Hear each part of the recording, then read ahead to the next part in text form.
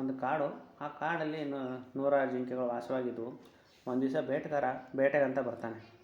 ಆ ಕಾಡಿನಲ್ಲಿ ಅವನಿಗೆ ಯಾವುದೇ ಬೇಟೆ ಸಿಗದೇ ವಾಪಸ್ಸು ಬರಬೇಕಾದ್ರೆ ನಾನು ಸೋತೆ ಅನ್ಕೊಂಡು ಭಾವನೆ ಬೇಟೆಗಾರನ ಮನಸ್ಸಲ್ಲಿ ಮೂಡುತ್ತೆ.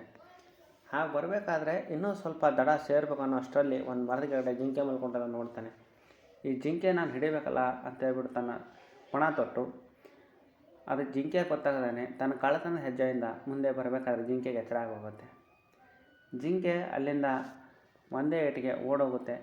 ಕಾಡಿನಿಂದ ಹೊರಗಡೆ ಬಂದು ಬೇರೆ ಹಳ್ಳಿ ಸೇರಿಕೊಳ್ಳುತ್ತೆ. ಆ ಹಳ್ಳಿಯಿಂದ ಮತ್ತೆ ಬೇರೆ ಕಾಡಿಗೆ ಸೇರಿಕೊಳ್ಳುತ್ತೆ. ಬೇಟೆಗಾರನು ಕೂಡ ಅದೇ ಜಿಂಕೆ ಹಿಂದೆ ಬೆನ್ನಟ್ಕೊಂಡು ಬಂದ. ಹಳ್ಳಿಯಲ್ಲೇ ನಿಂತ. ಜಿಂಕೆ ಬೇರೆ ಕಾಡು ಸೇರಿಕೊಂಡು ಆ ಮರದ ಕೆಳಗಡೆ ಕೂತ್ಕೊಳ್ಳುತ್ತೆ. ಜಿಂಕೆ ತನ್ನ ಮನಸ್ಸಿಗೆ ಹೇಳ್ಕೊಳ್ಳುತ್ತೆ, ಬೇಟೆಗಾರನಿಗೆ ತುಂಬ ದಾಹ ಆಗಿದೆ, ತುಂಬ ಹಸಿವಾಗಿದೆ. ಅವನಿಗೆ ಯಾರೂ ಅನ್ನ ನೀರು ಕೊಡೋದಿಲ್ಲ. ಇಷ್ಟೊತ್ತಲ್ಲಿ ಯಾರು ಕೊಡ್ತಾರೆ? ಹೀಗಾಗಿ ನಾನಿಲ್ಲಿ ಆರಾಮವರೆಗೂ ಸಂಜೆವರೆಗೂ ಮಲ್ಕೋಬೋದು. ನಾನು ಆಮೇಲೆ ಕಾಡಲ್ಲಿ ಹೋಗ್ಬೋದು ಅನ್ನೋ ಒಂದು ವಿಚಾರದಿಂದ ಜಿಂಕೆ ನಿಶ್ಚಿಂತೆಯಿಂದ ಮಲ್ಕೊಳ್ಳುತ್ತೆ. ಆದರೆ ಬೇಟೆಗಾರ ತನ್ನ ದಾಹ ಹಸಿವಿನಿಂದ ಊರು ಸೇರಿಕೊಂಡಿದ್ದ. ಆ ಊರಲ್ಲಿ ಏನೋ ಒಂದು ಸಮಾರಂಭ, ಕುಲಕರ್ಣಿ ಮಗಳ ಮದುವೆ ಇತ್ತು. ಅವರು ಎಲ್ರಿಗೂ ಕೂಡ ಊಟವನ್ನು ಕೊಡ್ತಾಯಿದ್ರು. ಬೇಟೆಗಾರ ಆ ಮದುವೆಯಲ್ಲಿ ಊಟ ಮಾಡ್ತಾನೆ. ಕುಲಕರ್ಣಿಗೂ ಅಷ್ಟೇ, ಬಂದವರಿಗೆ ಒಂದೇ ಭಾವದಿಂದ ನೋಡ್ತಾ ಇರಬೇಕಾದ್ರೆ ಆತನಿಗೆ ಯಾವುದೇ ಭೇದ ಭಾವ ಇಲ್ಲದೇ ಊಟ ಹಾಕ್ತಾರೆ, ನೀರು ಕೊಡ್ತಾರೆ. ಬೇಟೆಗಾರರಿಗೆ ಹೋದಂಥ ಜೀವ ಮತ್ತೆ ವಾಪಸ್ ಬಂದಂಗಾಯಿತು. ಊಟ ಮಾಡಿಕೊಂಡು ನೀರು ಕುಡಿದು ಮತ್ತೆ ಹಿಂದಿರುಗಿ ಬರ್ತಾನೆ. ಜಿಂಕೆ ಎಲ್ಲಿ ಹೋಗಿಬಾರ್ದು ಅಂತ ಆತನು ಕೂಡ ಜಿಂಕೆ ದಾರಿ ಹಿಡ್ಕೊಂಡು ಬೇರೆ ಕಾಡು ಸೇರ್ಕೋತಾನೆ. ಆದರೆ ಜಿಂಕೆ ತುಂಬ ದೂರ ಹೋಗಿರಲಿಲ್ಲ. ಅದೇ ಕಾಡಿನಲ್ಲಿ ಒಂದು ಮರದ ಕೆಳಗಡೆ ಮಲ್ಕೊಂಡಿತ್ತು. ನಿಶ್ಚಿಂತೆಯಿಂದ ಮಲಗಿನಂಥ ಜಿಂಕೆಗೆ ಏನಾಯಿತು ಅನ್ನೋದು ಗೊತ್ತಿಲ್ಲ.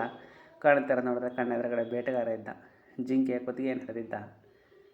ಜಿಂಕೆ ಜೀವ ಇಲ್ಲಿಗೆ ಸಮಾಪ್ತಿ ಆಯಿತು. ಆದರೆ ಸಾಯೋಕ್ಕೂ ಮುಂಚೆ ಜಿಂಕೆ ಒಂದು ಮಾತನ್ನು ಹೇಳುತ್ತೆ. ಇದು ಎಲ್ರಿಗೂ ಕೂಡ ಅನ್ವಯಿಸುವಂಥದ್ದು. ಜಿಂಕೆ ಗರ್ಭವಧರಿಸಿರುವಂಥದ್ದು. ಜಿಂಕೆ ಹೇಳುತ್ತೆ, ಇವನಿಗೆ ಯಾರು ಅನ್ನ ನೀರು ಹಾಕಿದ್ದಾರೋ ಅವರ ಮನೆ ಬರುವ 1 ವರ್ಷದೊಳಗಡೆ ಹಾಳಾಗಲಿ, ಅವ್ರ ಮನೆಗೆ ಅನ್ನ ನೀರು ಇಲ್ದಂಗಾಗಲಿ ಅಂತ ಹೇಳ್ಬಿಟ್ಟು ಶಾಪ ಕೊಟ್ಬಿಟ್ಟು ತನ್ನ ಪ್ರಾಣವನ್ನು ಬಿಡುತ್ತೆ. ಜಿಂಕೆಯ ಶಾಪದಂತೆ ಕುಲಕರ್ಣಿಯ ಮನೆ ಬರುವ 1 ವರ್ಷದಲ್ಲಿ ಎಲ್ಲವೂ ಕೂಡ ಹಾಳಾಗೋಗ್ಬಿಡುತ್ತೆ. ಇದರಲ್ಲಿ ಕುಲಕರ್ಣಿಯ ದೋಷವೇನೂ ಇಲ್ಲ. ಆದರೆ ಅನ್ನ ಹಾಕಿದ್ದೇ ತಪ್ಪ ಅಥವಾ ಬೇಟೆಗಾರನು ಅಂತ ಒಂದೇ ದೃಷ್ಟಿಯಿಂದ ನೋಡಿದ್ದೇ ತಪ್ಪ ಒಂದೂ ಗೊತ್ತಿಲ್ಲ. ಮನುಷ್ಯ ಅಂದಮೇಲೆ ಒಂದೇ ಭಾವನೆ ಇರೋದು ಸಹಜ. ನಾವು ಕೂಡ ನಮ್ಮ ಜೀವನದಲ್ಲಿ ಎಷ್ಟೋ ಜನಕ್ಕೆ ಅನ್ನದಾನ ಮಾಡ್ತೀವಿ, ಹಣ ದಾನ ಮಾಡ್ತೀವಿ, ನೀರು ದಾನ ಮಾಡ್ತೀವಿ, ಏನೋ ಒಂದು ದಾನ ಮಾಡ್ತೀವಿ.